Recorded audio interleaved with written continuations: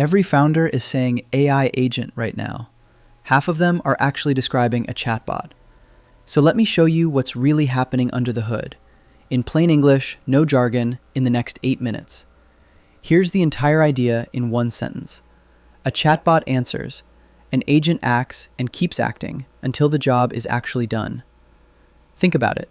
You ask ChatGPT a question, it replies, and the conversation stops there. That's a single call to a language model. Nothing actually happened out in the real world. An agent is different. You give it a goal, not a question, a goal. Something like, follow up with every customer who hasn't paid yet. And it keeps working. Checking data, sending messages, waiting, checking again, on its own, until that goal is actually hit. So what is this loop, really? It comes down to 5 steps, and once you see them, you'll start noticing them in every AI product you use. First, it perceives. The agent looks at what's happening right now. A new email came in. A payment is overdue. A form got submitted. Second, it reasons. It thinks about what that means, using a language model as its brain. This customer is 15 days late, and this would be their second reminder. Third, it plans. It breaks the goal down into steps, not one giant action, a sequence. Step 1, check their payment history. Step 2, draft a message. Step 3, send it. Fourth, it acts. And this is the part a regular chatbot simply cannot do. It calls a tool, sends a WhatsApp message, updates a spreadsheet, hits an API. Something actually happens. And fifth, it observes. It checks what happened. Did the customer reply? Did the payment come through? And based on that, it loops all the way back to step 1 and reasons again. That's it. That's the whole trick. Perceive, reason, plan, act, observe, on repeat, until a real, checkable condition is met. Not a timer running out, not, I've sent 10 messages, so I must be done. An actual result. Now, what powers that loop? Every AI agent, no matter which framework or tool it's built on, is made of the same 4 parts.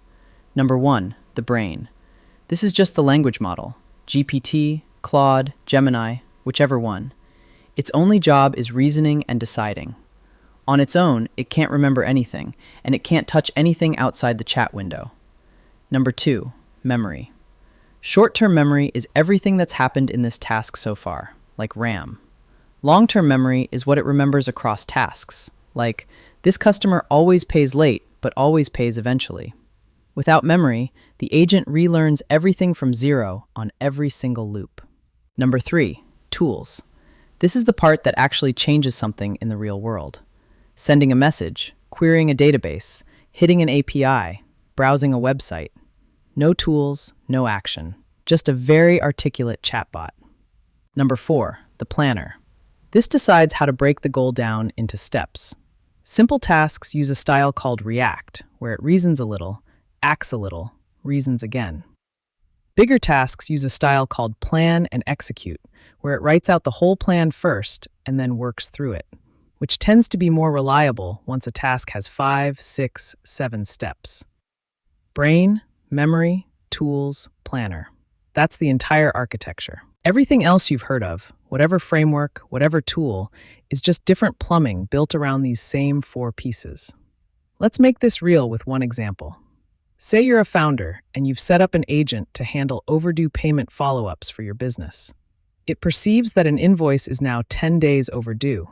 It reasons, this is a repeat customer, decent payment history. This would be their first reminder for this particular invoice. It plans. Step 1, send a polite WhatsApp nudge.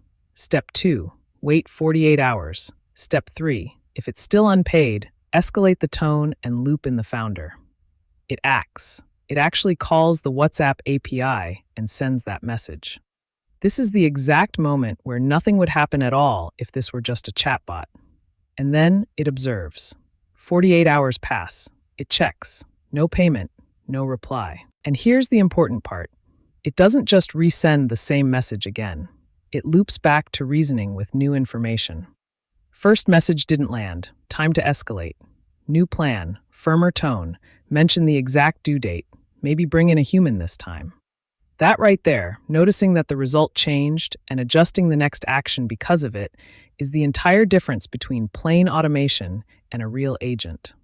A plain automation would just resend the same message on a timer, no matter what happened. An agent actually reasons about what happened before it decides what to do next. Now, two mistakes I see founders make constantly.